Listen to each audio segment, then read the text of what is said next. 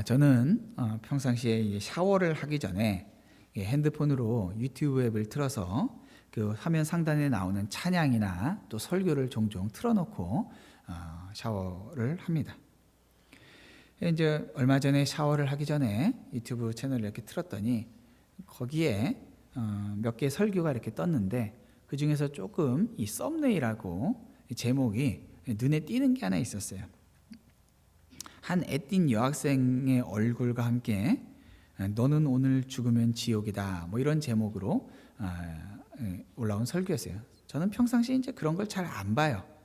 근데 이제 그냥 호기심에 좀 한번 틀어놓고 샤워를 시작했습니다. 알고 보니까 이 학생이 어려서부터 신앙생활을 엄마를 따라서 굉장히 열심히 했어요. 뭐 자기 절제를 어려서부터 훈련을 받았고 성경을 읽고 기도하는 것 이런 일상에서 굉장히 잘 훈련받았던 것이죠. 이 친구가 자기 신앙에 대한 굉장한 자부심이 있었어요. 그래서 당연히 자신의 삶에 하나님의 구원을 경험했고 또 이제 이 친구 표현대로 자기는 당연히 천국이다라고 생각을 했는데 어느 날 출석하는 이 교회 목사님이 어느 날 뭐 수련회였는지 어디였는지 이 친구에게 얘기하기를 너가 하고 있는 성경 읽기, 기도하는 것 이런 것들은 천국 가기 위해서는 당연히 해야 되는 것들이고 그리고 결론적으로 그 친구에게 한 말이 너는 천국에 갈 수 없다라고 했다는 거예요. 이 친구가 굉장히 충격을 받았다는 거죠. 어린 친구의 한 고등학생 뭐 정도 될 것 같아요. 그래서 이제 그 표현대로는 영생을 알고 나니까 천국을 가기 위해서는 주님을 만나야 되는데 이 주님 만나기 위해서는 예배가 가장 중요하다는 것을 깨달았다는 거예요. 그래서 그때부터 예배에 목숨을 걸었대요. 그러다가 얼마 후에 다시 꿈을 꿨는데 그 꿈에서 주님이 나타나서 너는 지옥이다 라고 했대요. 얼마 전에는 목사님이 얘기했고 이번에는 예수님이 나타나서 그렇게 얘기했대요. 그러니까 이제 너무 충격을 받았죠. 그리고 이때부터 주님이 이 친구가 천국에 가기 위한 전략을 세웠대요. 그리고는 하는 말이 아침부터 일어나면은 주님한테 주님 사랑해요 라고 이렇게 외쳤대요. 그리고 주님의 기쁨에 대해서 무엇을 해야 될까 고민하면서 전도하라는 응답을 받고 그때부터 이 학교에서 전도를 열심히 했다고요. 그래서 이 고등학생이 친구들 또래에게 굉장히 예민하잖아요. 근데 이 친구가 워낙 모범을 보였는지 친구들이 와서 도대체 너가 믿는 신앙은 뭐야? 라고 묻고 이 친구가 굉장히 담대하게 예수님에 대해서 막 이렇게 설명을 했대요. 그리고 얼마 후에 학교에서 장학생으로 선발되면서 하나님이 나를 위로하시는구나. 내가 지금 학교에서 잘하고 있다라고 위로하시는구나. 이렇게 고백하면서 자기가 이렇게 신앙생활하는 게 참 고되고 힘들지만 이렇게 참 극복하면서 나아갈 수 있도록 힘을 주셨으니 내가 이것을 극복하며 나아갑니다. 이런 내용의 간증이었어요. 그 댓글 이제 사요를 끝나고 나와서 댓글들을 좀 봤더니 하나같이 정말 너무 귀하다. 이 시대에 이런 친구가 있다니 참 은혜를 많이 받았다. 참 한국 교회의 미래가 밝다. 이런 내용들이 뭐 그런 내용밖에 안 보였어요. 여러분은 어때요? 은혜가 되십니까? 사실 이 친구가 어린 나이에 신앙에 대해서 가진 진지한 태도 그리고 자신의 삶을 정직하게 바라본 그러한 모습들 그리고 그런 것들을 또 고백한 모습들 이런 것들은 참 귀하고 또 아름답기까지 한 모습이에요. 그런데 솔직하게 저는 그 설교가 아니죠. 간증을 들으면서 굉장히 마음이 불편했어요. 그리고 안타까웠어요. 저는 이 학생이 가진 정직함과 그 진실한 마음을 부정하지 않아요. 정말로 그 친구가 정직하게 고백했다라고 생각해요. 그런데 이 학생이 전하는 내용 가운데는 천국에 가기 위해서 자기가 정말 열심히 했는데 천국 가지 못할 자신을 발견하게 됐고 그러한 자신을 발견하게 된 후에 이 친구에게 일어난 일들은 더욱더 자신을 훈련하고 단련하고 최선을 다하는 삶으로 나타나고 있다는 거죠. 그리스도의 십자가를 한 번씩 얘기는 했지만은 그 십자가가 가진 의미가 무엇인지에 대해서는 묻지 않고 그 십자가를 내 것이 되게 하기 위해서 최선을 다하는 눈물겨운 헌신. 순수하다고는 할 수 있지만 진리의 길은 아닌 것이죠. 이 친구가 이렇게 간증을 할 정도면은 아마도 지금은 천국에 대한 확신을 가졌을 거라고 생각을 해요. 그렇게 그 말 표현은 없었어요.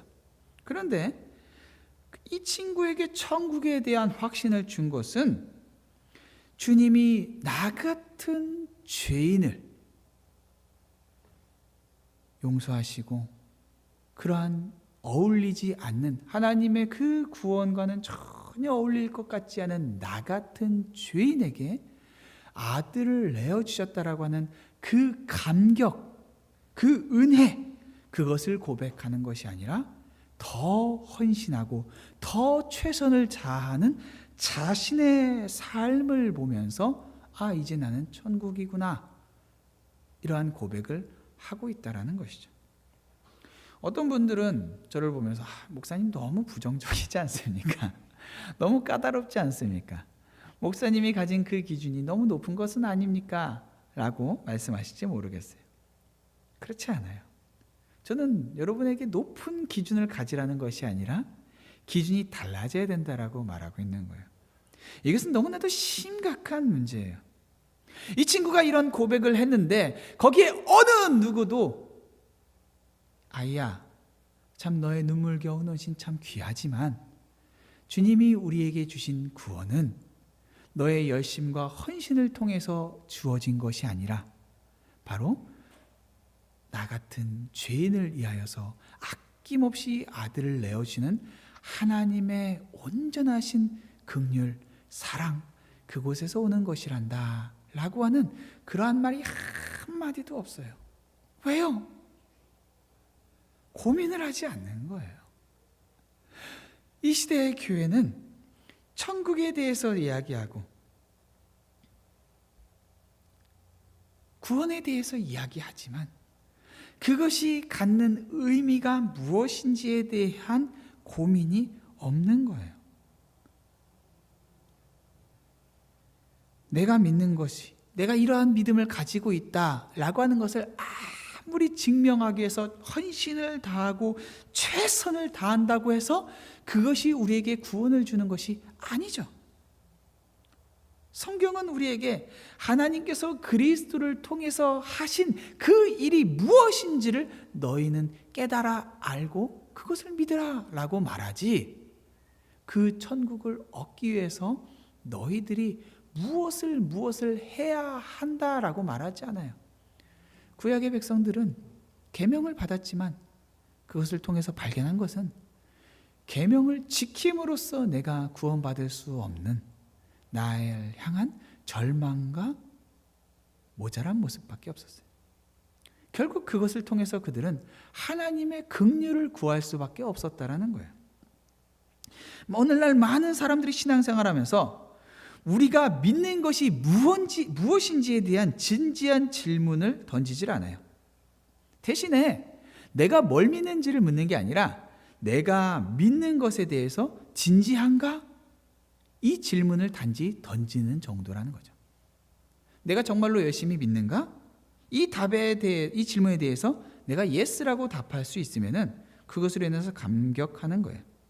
저 사람이 정말로 믿는 것 때문에 헌신, 충성, 봉사하고 있는 것을 보면은 감격하는 거예요. 그리스도의 십자가가 나를 구원했다라고 말하지만은 그 십자가의 구원이 자격 없는 나에게 어떻게 은혜로 찾아왔는지를 묻지를 않으니까 내가 얼마나 열심히 그것을 믿고 있는지 증명하려는 신앙생활을 하고 있다는 거죠. 오늘날에는 그 정도의 열심을 찾기도 어려워요. 내가 정말로 이렇게 열심히 믿고 있습니다 라고 하는 그러한 감격이 있는 그러한 눈물겨운 고백조차도 듣기가 어렵다 보니까 이런 아이들의 간증을 교회에서 야, 너희들 이런 거 보고 은혜 받아라 라고 하면서 간증을 만들고, 그것을 보면서 실제로 사람들이 감격하고 은혜 받았다라고 말하고 있는 것이죠. 오늘 우리가 살펴본 본문 이전에 에베소 1장 앞본문 14절까지의 내용들을 보면은 바울은 에베소 교인들에게 그들에게 주어진 하늘에 속한 신령한 복들에 대해서 이야기했어요. 그들은 그리스도 안에서 하나님의 자녀가 되었고, 그들은 그리스도 안에서 속량을 받았어요. 그들은 성령의 인치심을 받았어요. 그들에게 임한 그 놀라운 복들을 거론한 바울은 이제 오늘 본문에서 너희 에베소 교인들이 참 잘하고 있다라는 소식을 내가 들었다라고 말하고 있어요. 그래서 내가 하나님께 기도할 때마다 너희 때문에 참 감사하고 있어 라고 말하고 있어요. 오늘 15절을 보니까 오늘 바울이 감사한 이유를 이렇게 말하고 있어요. 주 예수 안에서 너희 믿음과 모든 성도를 향한 사랑을 나도 들었다라는 거예요. 바울은 에베소 교회를 보면서 감사한 마음이 있었어요. 저 또한 우리 교회 성도님들을 볼 때마다 참 감사한 마음들이 들어요. 우리 교회 성도님들이 얼마나 순수한지 몰라요. 참 때가 묻지 않았어요. 어쩔 때 보면은 야, 세상 사람들이 참 사기치면 그대로 넘어가겠구나 싶게끔 정말 순수들 하세요. 또한 교회 섬기는 것을 참 기뻐하세요. 청소며 식사며 최선을 다해서 섬기는 모습들이 참 귀해요. 또한 서로를 아끼는 모습들 또한 참 아름다워요. 우리 교회 또한 이 교회 건물도 얼마나 예뻐요. 이 바깥에 20에이커에 달한 이 잔디밭 얼마나 아름다운지 몰라요. 그 푸른 잔디를 보고 있으면 마음이 평안해져요. 때로는 언제 저것도 깎나 싶기도 하지만, 근데 순수하게 우리 교회를 섬기는 성도님들을 볼 때마다 제 마음에 감사가 있어요. 그런데 바울이 에베소 교인들을 보면서 고백한 감사는 그러한 것들이 아니었어요. 그의 감사의 조건은 바로 이 교인들 안에 있는 믿음과 사랑이었어요. 너무나도 중요한 교회의 본질이에요. 이 교회의 본질이 그들 안에 있는 걸 봤어요. 그들 안에 있는 하나님을 향한 믿음과 또 성도가 서로를 향하여서 진실한 마음으로 사랑하는 모습들을 보면서 그의 안에서 하나님, 이 에베소 교회를 이렇게 주님 앞에서 주님을 향한 믿음을 갖게 하시고 서로 간에 사랑하는 마음을 갖게 하심이 감사합니다 라고 그렇게 감사의 고백을 하나님께 올려드렸다라는 거예요. 그런데 그럼에도 불구하고 바울은 이 에베소 교회의 현재에 만족할 수가 없었어요. 하나님 감사합니다. 앞으로도 계속해서 우리 에베소 교회가 그렇게 건강하게 살아갈 수 있도록 해주세요 라고 기도한 게 아니라 그의 마음 가운데에는 채워지지 않는 더 나은 바람이 있었어요. 그것을 가지고 그는 간절하게 하나님께 기도하고 있다는 거예요. 저는 한 사람의 목회자로서, 그리고 오칼라 한인 침례교회 담임으로서 우리 교회에서 만약에 제가 그냥 편안하게 현재에 만족한다면은 어렵지 않게, 별로 부딪히지 않게 그냥 그렇게 목회하면서 살아갈 수 있을 거예요. 그런데 만족이 되어지지 않아요. 여러분 죄송해요. 만족할 수가 없어요. 이 만족은 주님께서 우리에게 기대하고 바라시는 것들이 있기에 그것이 채워지지 않고서는 절대로 만족할 수가 없다라는 거예요.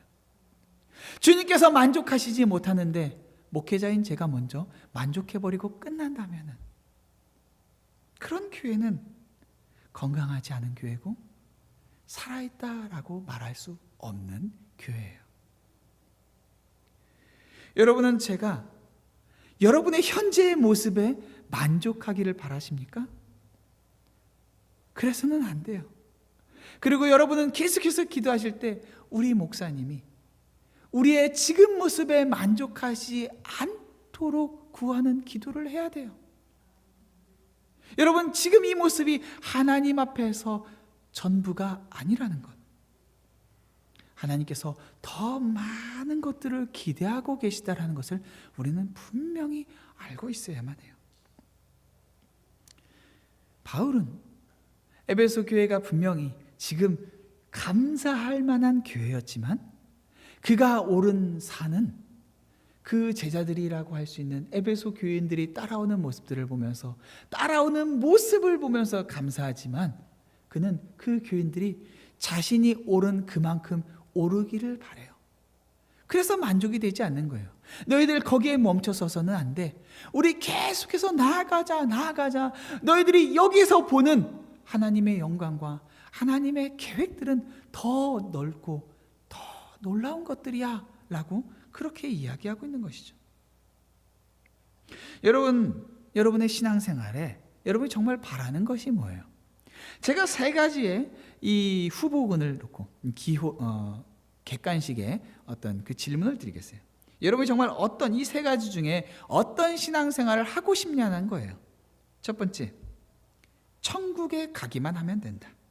그래서 이 세상에서는 대충 눈치만 보면서 하나님께로부터 쫓겨나지만 않을 정도의 신앙생활을 하는 것, 천국에 간다라고 하는 확신만 가지고 살아가는 것, 이게 첫 번째예요. 두 번째, 천국에 가는 것은 물론이거니와 천국에서 더 큰 면류관과 저택, 이러한 상급들을 받기 위해서 이 땅에서 최선을 다해서 더 많은 사역에 충성하는 것, 이게 두 번째예요.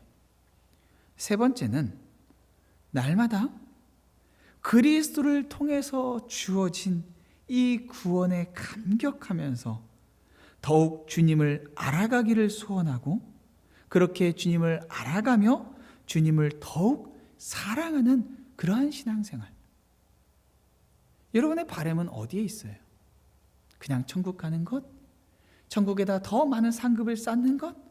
혹은 하나님을 더 많이 알아가는 것?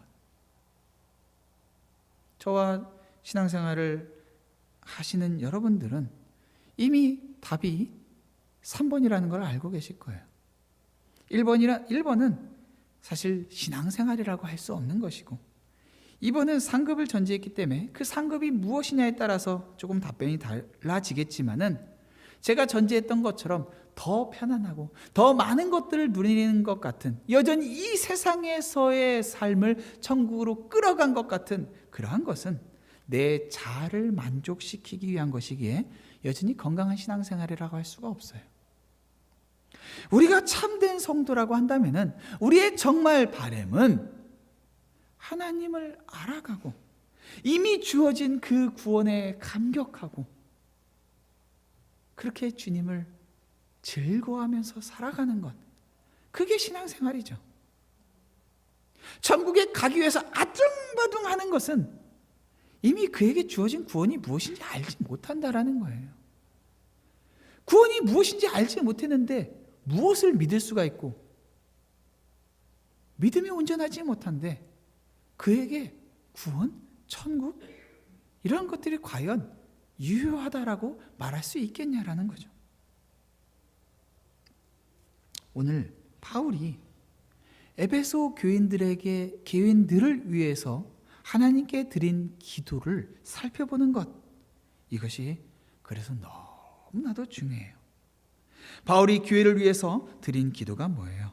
바로 지혜와 계시의 영을 하나님께서 너희에게 주시기를 바란다라는 거예요.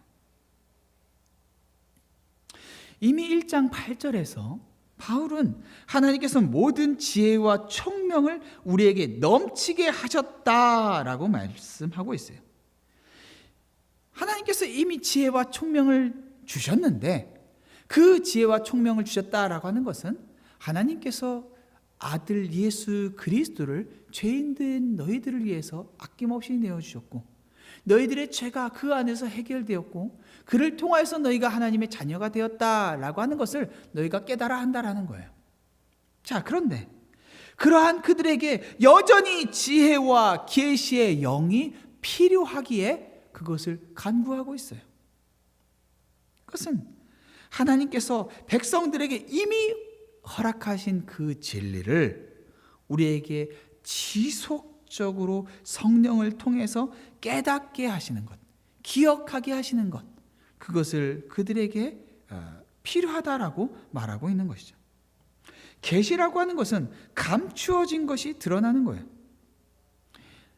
지혜를 주시고 감추어진 것이 드러나게 하시고 이 모든 것들은 성령께서 하시는 사역을 가장 잘 나타내는 것들이죠. 우리는 어떤 놀라운 지식을 듣더라도 그것이 어떠한 것을 말하고 있는지 온전하게 깨달아 아는 것은 성령께서 그 내용을 빛으로 드러내셨을 때에만 알 수가 있어요. 이것을 성령의 조명이라고 말해요. 성령의 조명 없이는 누구도 말씀을 깨달을 수가 없어요. 아무리 똑똑해도 아무리 공부를 많이 해도 성령께서 그것을 우리 안에서 깨닫게 하셨다라는 것이 분명하지 않으면은 우리는 우리 스스로를 높이게 돼요. 그리고 그것은 하나님께서 주신 온전한 뜻이 아니라는 거예요.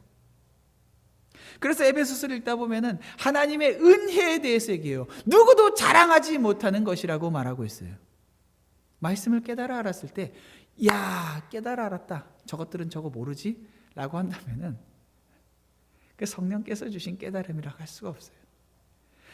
아무것도 깨달을 수 없는 무지한 우리에게 성령께서 이건 이런 뜻이야 라고 깨닫게 하셨을 때 우리 안에 주님께서 깨닫게 하심으로 인해서 느끼게 되는 그 감격과 기쁨이 있어요.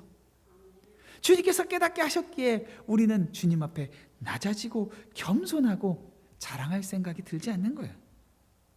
반복적인 신앙생활 하다가 어느 날 똑같은 예배에 어느 때처럼 참석했는데 갑자기 말씀에 귀에 꽂히는 때가 있어요. 그리고 그 말씀 앞에 내 마음이 찢어지고 주님 앞에 통회하며 변화를 경험할 수가 있어요. 이것은 새로운 지식이 우리에게 들어온 것이 아니라 그 지식을 우리에게 깨닫게 하시는 성령의 사역이 우리 안에서 일어나고 있기에 가능한 것이죠. 그래서 바울은 오늘 이 에베소 교회에게 어떤 특별한 새로운 축복을 구하고 있지 않아요. 바울이 구한 것은 이미 너희가 받은 그 축복을 바로 깨달아 알 수 있는 지혜와 영, 그것을 구하고 있는, 지혜와 계시의 영을 구하고 있는 거예요. 이미 받은 축복을 충분히 인식할 수 있게 해달라는 거예요. 성경에서 나타난 이 주어진 복들이 얼마나 놀라운 것들이에요. 하늘의 신령한 복이라고 했어요. 죄인인 우리에게 너 하나님의 자녀야 라고 말하고 있어요. 그런데 너 하나님의 자녀라고 말하는 그 놀라운 고백 앞에 여러분 감격하고 계십니까? 감격하기보다는 내 삶에 조금만 어려운 일을 경험해도 거기에 마음이 무너져 내리고 두려워하고 걱정하고 근심하고. 예전에 제가 직장생활 하다가 퇴사를 하고 제자훈련을 갔는데 그곳에 참 많은 청년들이 있었어요. 그러다가 어느 날 그 훈련을 받던 중에 한 자매가 저한테 찾아와서 질문을 하는 거예요. 형제님, 나는 여기에서 배우는 내용들을 들을 때마다 내 마음 가운데 참 두려움도 있고 아픔도 있고 내 과거가 드러나는 것 같은 그런 일이 있을 때는 참 고통스럽기도 하고 또한 하나님에 대한 이야기를 할 때마다 참 그 내용들이 내 마음 가운데 온전하게 받아들여지지도 않는 때가 많은데 형제님은 왜 이렇게 날마다 즐거워하고 기뻐합니까? 라고 묻는 거예요. 제가 좀 유별났어요. 걸을 때마다 찬양하고 감격하고 기뻐하는 모습이 나타나는데 심지어는 그 렉처 기간 동안 죄에 대해서 막 얘기할 때에도 이미 주님께서 나에게 행하신 일들이 무엇인지 아니까 어떤 친구들은 그 죄를 처음으로 진지하게 다루기 시작하면서 고통스러워할 때 저는 주님께서 해결하신 그 감격 때문에 즐거워하면서 지내고 있으니까 의아한 거예요. 그러다 이 자매가 그 주간에는 하나님 아버지의 마음에 대해서 다루고 있는 주간이었는데, 형제님이 정말로 난 이해가 되지 않습니다. 왜 이렇게 즐거워합니까? 라고 묻기에 제가 답변하기를, 자매님도 하나님 아버지의 마음을 온전하게 깨닫게 되면은 그러한 기쁨이 있을 겁니다 라고 답을 했는데, 알고 보니까 이 자매가 어렸을 때 아버지에게 학대를 받았던 거예요. 그러면서 하나님의 아버지 되심에 대한 이야기를 들을 때에 하나님 아버지의 나에게 하나님이 아버지 되신다라고 하는 사실이 별로 그렇게 와닿지도 않고 기쁘지도 않고 별로 그것을 감격하고 싶은 마음도 생기지가 않았던 것이죠. 그래서 그런 이야기들을 쭉 하길래, 자매님, 아직은 자매님이 하나님의 아버지 되심에 대한 감격이 온전하게 경험하기 어려울 수 있지만 주님께서 반드시 자매님 마음 가운데 있는 그 아픔과 간절한 마음을 들어주시고 하나님 아버지 되심에 대한 감격이 반드시 자매님 입술 통해서 고백될 날이 있을 겁니다 라고 얘기했어요. 그때 자매가 고개를 절레절레 흔들면서 과연 그런 날이 있을까라고 하면서 떠나갔어요. 그런데 그러고 나서 한 6개월인가 있다가 다 끝나고 제자훈련도 다 끝나고 서로 흩어졌는데, 전 서울에 있었는데 어느 날 갑자기 자매한테 연락이 온 거예요. 그러면서 고백하기를, 이제 하나님 아버지의 마음을 깨달아 알았습니다. 이제서야 하나님께서 나에게 아버지 되신다라는 것이 무엇인지 알았습니다 하면서 막 감격해가지고 이것을 막 나누고 싶은데 제가 생각이 난 거예요. 그래서 전화해서 막 그 얘기를 하는 거예요. 그 내용을 들었는데, 이미 수없이 경험했었는데 그 마음 가운데에 성령의 조명하심이 없어서 그 마음 가운데 어떤 감격도 기쁨도 되지 못했던 하나님의 아버지 되심이 오늘 주님께서 그 마음에 터치하시고 만져주시니까 새로운 지식이 들어온 게 아니라 성령께서 그것을 나에 관한 사건으로 받아들여지게 하시면서 그 안에서 감격이 되게 하시는 거죠. 이 땅을 살아가는 성도들에게는 많은 기도 제목들이 있어요. 재정적인 필요, 건강, 인간관계, 학업, 직장, 교회 안에서도 인간관계 때문에 너무들 어려워해요. 목회자의 관계에서도 그럴 수가 있어요. 봉사를 어떻게 할까 가지고 싸우기도 해요. 그런데 우리에게 가장 긴급한 기도 제목이 뭐예요? 오늘 바울에게는 지혜와 계시의 영이었다라는 거예요. 에베소 교회에도 어려운 분쟁이 있었어요.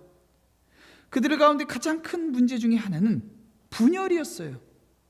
그렇다면 바울이 그들을 위해서 기도할 때 가장 먼저 기도해야 될 것은 눈에 보여지는 그들의 안에 있는 분열, 다툼, 싸움, 이것을 해결하는 기도 아니겠어요? 그런데 바울은 그것을 먼저 구하지 않고 지혜와 계시의 영을 구했어요. 집안에 정말 어려운 문제가 있을 때 우리는 당장 문제가 해결되기 원하는 마음을 담아서, 하나님 이 문제 때문에 너무 어렵습니다, 이것을 들어주시고 해결해 주세요라고 기도하지만, 하나님께서 우리에게 정말 바라는 것은 지혜와 계시의 영을 갖는 거예요. 우리의 문제가 해결됐을 때 우리는 문제 해결된 것으로 인해서 기뻐하겠지만은 그 문제 너머에 있는 하나님의 지혜와 계획을 깨닫지 못한다라고 하면은 그 문제는 그에게, 그 문제와 문제 해결은 그의 영혼에게는 어떤 유익도 되지 않는다는 거예요. 그래서 우리의 기도는 언제나 이 지혜와 계시의 영을 구하는 것에서부터 시작된다라는 거예요. 그런데 이 지혜와 계시의 영을 구했을 때에 그것을 통해서 얻게 되는 것이 있어요. 사실은 이것을 위해서 지혜와 계시의 영을 구했던 거예요. 그게 뭐예요? 지혜와 계시의 영을 너희에게 주사 하나님을 알게 하시고, 하나님을 아는 것, 그것이 바로 지혜와 계시의 영을 구한 목적이에요. 성경을 읽으면서 성경의 내용이 무엇인지 하나님 깨닫게 해주세요 라고 해서 깨달아 알았을 때에, 그 깨달아 안 것은 우리에게 무언가를 자랑하기 위해서가 아니라, 그 깨달아 아는 것은 언제나 하나님을 아는 것으로 우리를 인도하게 마련이라는 거죠. 너무나 많은 사람들이 하나님에 관한 지식을 갖는 것을 하나님을 아는 것이라고 생각해요. 그러나 하나님을 아는 것은 하나님과 인격적인 관계 맺는 것을 말해요. 그래서 내가 정말 주님을 아는가? 내가 하나님을 정말 알고 있는가? 라고 물은 질문에 대한 답변은, 내가 신학을 공부했는가? 내가 교회에서 제자훈련 1, 2, 3를 다 마쳤는가? 내가 성경을 10번 읽었는가? 이게 아니라 내 안에 하나님을 향한 감격이 있는가? 내가 하나님을 찬양하는 마음이 솟아올라서 내가 기쁠 때나 슬플 때나 주님을 찾고 주님을 향한 찬양이 내 안에 넘치는가? 내 안에 정말 주님을 예배드리고 싶은 마음이 넘쳐서 만나는 사람마다 우리 같이 예배드려요 라고 하는 그러한 소원함이 내게 있는가? 하나님을 알면은 하나님을 예배드리지 않고는 견딜 수가 없어요.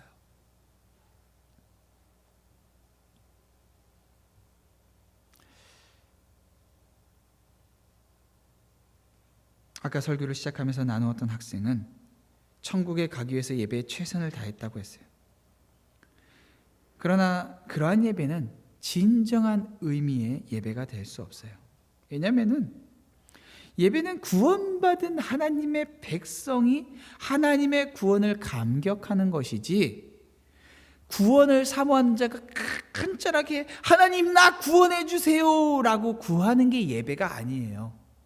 그것은 단지 간청이고 구함일 뿐이지 예배가 아니라는 거예요. 감옥에 갇힌 죄수가 재판장에게 자신을 풀어달라고 간절하게 진심을 다해서 요청할 수 있어요. 누구도 그의 간청을 너 진실하지 않아 라고 말하지 않을 거예요. 감옥에 계속 갇혀 있으면서 그 마지막에 사형이 예정되어 있는 사람에게 저 간수가 너를 풀어줄 수 있는 유일한 사람이야, 혹은 재판장에서 너의 그 소원함을 들어줄 수 있는 사람은 재판장이야 라고 했을 때, 재판장에게, 간수에게 제발 저를 좀 풀어주세요 라고 하는 그의 간절함은 정말 진실할 것이라는 것은 분명한 사실이죠. 그렇지만 죄 지은 자를 용서해 준 그 재판장을 만난 죄인이 자신의 용서받음에 감격하고 그 재판장을 사랑하는 그 사랑과는 전혀 결을 달리하는 간절함일 뿐이죠. 그래서 예배는 이미 용서받은 자들, 주님의 구원함을 받은 자들만이 주님 앞에 드릴 수 있다는 거예요. 우리 집 아이들은 제가 어떤 학교를 졸업했고 제가 칼리지에서 어떤 것을 전공했는지 몰라요. 제 몸무게가 몇 파운드인지도 몰라요. 그렇지만 아이들은 태어났을 때부터 제가 아이들을 사랑한다는 걸 알았고 아이들도 저를 사랑해요. 신기한 게 아이들이 자라면서 자꾸 저에 관한 것들을 물어요. 아빠 이름은 어떻게 써? 아빠 몇 살이야? 아빠 생일은 언제야? 아빠가 좋아하는 색깔은 뭐야? 그리고 자꾸 간섭을 해요. 아빠 배 너무 많이 나왔다. 운동 좀 해. 우리 하은이가 제일 많이 하는 말이에요. 운동 좀 해. 아빠 알통 좀 만들어. 아빠 소다 좀 그만 먹어. 아이가 사랑하는 마음을 가지고 있으니까 어렸을 때는 그냥 사랑을 받기만 했지만 어느 순간 아빠를 자꾸 더 알기를 원하고 그 알게 된 지식은 지식으로 끝나는 것이 아니라 저를 이해하는 수단이 돼요. 하나님을 아는 것도 이와 같아요. 하나님을 알기 위해서 우리는 성경이 필요해요. 말씀이 필요해요. 그런데 그 말씀을 단지 공부하는 것으로 끝나는 것이 아니라 그 말씀을 알면서 우리는 하나님께서 우리를 향하여서 어떤 마음을 가지셨는지, 우리를 향하여 어떤 계획을 가지셨는지를 알게 된다는 것이죠. 너무나 흥미로운 것은 바울이 기도를 통해서 에베소 교인들이 지혜와 계시형을 받아서 하나님을 알게 해달라고 그렇게 구했죠. 기도 그리고 하나님을 아는 것. 이것은 기도와 말씀이 우리의 신앙생활에서 핵심이라는 것, 바로 하나님을 알기 위해서는 기도와 말씀이 필요하다는 것을 말하고 있어요. 누구도 기도 없이는 하나님의 말씀을 온전히 할 수 없고 하나님의 말씀으로 채워지지 않고는 온전한 기도를 할 수가 없어요. 그래서 말씀과 기도가 바르게 세워지면서 우리가 하나님을 알아가는 거예요. 자, 그렇게 하나님을 알면은 우리에게 무슨 유익이 있을까요? 그것은 우리로 하여금 이 땅을 살아가는 능력이 되게 해요. 19절에 그의 힘의 위력으로 역사하심을 따라 믿는 우리에게 베푸신 능력의 지극히 크심이 어떠한 것을 너희로 알게 하시기를 구하노라. 지혜와 계시의 영을 통해서 우리에게 무언가를 알게 하기를 원하는 사도 바울의 마음이 첫 번째는 하나님을 아는 것이었고 두 번째는 하나님께서 우리에게 베푸신 능력의 지극히 크심이 어떠한 것을 알게 하시기를 구하는 거예요. 청교도 신학자인 윌리엄 에임스는 신학에 대해서 이렇게 말했어요. 신학은 하나님의 존전에서 어떻게 살 것인지에 대한 지식이다. 하나님 앞에서 어떻게 살 것인지에 대한 지식. 하나님을 아는 것이 하나님과의 인격적인 관계를 맺는 것이라면은 우리에게 베푸신 하나님의 능력의 지극히 크심을 안다라는 것은 하나님이 우리의 삶에 어떤 영향을 끼치시는 분인지를 안다라는 거예요. 우리가 하나님을 아는 것은 교회 안에서 신앙생활하는 죽은 지식이 아니에요. 바울이 성도들에게 말한 하나님께서 그들에게 베푸신 능력이 어떠한 것인지를 아는 것. 이것은 다 다를 수는 없지만 오늘 본문 이후에 20절부터 23절까지 있는 그 능력은 그리스도에게 나타난 능력들이었어요. 하나님의 능력은 예수님을 부활시키셨고 하나님의 능력은 예수님을 하나님 나라의 하늘에 하나님 우편에 앉히셨어요. 하나님의 능력은 모든 세상 위에 예수님을 높이셨고 하나님의 능력은 만물을 예수님 발 아래에 복종시켰어요. 하나님의 능력은 예수님을 만물 위에 교회의 머리로 삼으셨어요. 그게 하나님의 능력이에요. 그런데 그 하나님의 능력을 뭐라고요? 우리에게 베푸셨다 이렇게 말씀하고 있어요. 하나님께서 우리에게 베푸신 그 지극히 크심의 어떠한 것을 여러분 알고 계십니까? 그 크신 능력, 예수님을 부활시키시고 하나님 우편에 앉히시고 온 만물을 예수님 발 아래 두게 하시고 모든 교회의 머리가 되게 하신 그 능력이 예수님 따로 우리 따로가 아니라 그 능력을 너희 성도들에게 베풀었다라고 말하고 있는 거예요. 이미 베풀었다라는 거예요. 그것을 너희가 모르고 있는데 그것을 알라라는 거예요. 다시 한번 말씀드리지만 새로운 무언가가 필요한 것이 아니라 이미 베푸신 그것을 깨달아 알라는 거예요. 삶에서 부딪히는 그 모든 문제 해결은 사실 그렇게 어렵지가 않아요. 하나님 앞에서 그것들은 문제라고 말할 수 있는 것들이 아니에요. 하나님께서 그 능력을 하나님께서 예수님에게 쓰셨던 그 능력이 만약에 우리에게 베푸신 일이 사실이라고 한다면 우리가 염려하고 걱정하는 어떤 문제도 그 능력이 해결하지 못할 일들은 아무것도 없다는 건 분명한 사실이에요. 그런데 이 크신 능력이 우리에게 베풀어졌는데도 우리가 깨닫지 못하고 살아간다라면은 이보다 비참하고 안타까운 일이 어디에 있겠어요? 그래서 우리에게 언제나 첫 번째 필요한 기도는 지혜와 계시의 영을 우리에게 부어주셔서 하나님을 알고 우리에게 베푸신 그 지극히 크신 하나님의 그 능력이 어떠한 것인지를 아는 것, 이것이 우리의 기도의 첫 번째가 되어야 한다는 거예요. 그때 우리는 성도의 삶에 어떠한 문제 앞에서도 넉넉하게 이기면서 살아갈 수가 있는 거예요. 너무나 많은 사람들이 신앙생활이 무엇인지를 알지 못한 채 그냥 막연하게 열심히 진심을 담아서 그냥 그렇게 살아가고 있어요. 하지만 사랑하는 성도 여러분, 여러분 안에 정말로 하나님을 더욱 알고자 하는 그 소원함이 있습니까? 정말 있냐는 거예요. 하나님의 우리에게 베푸신 그 능력의 지극히 크심을 알고자 하는 간절함이 여러분 안에 있습니까? 있어요? 아멘. 근데 그러면은 그 소원함을 가지고 여러분 뭐 하고 살고 계신가요? 정말로 그것이 우리에게 소원이라면은 우리는 그 소원을 이루어 주실 수 있는 하나님께서 주신 이 기도를 붙잡을 거예요. 바울이 그랬던 것처럼 말씀과 기도를 붙잡고 하나님이 누구이신지 더 알기 원합니다. 하나님의 능력이 무엇인지 더 알기 원합니다. 라는 소원함을 가지고 말씀과 기도의 자리에 더욱 가까이 나아갈 것이라는 것이죠.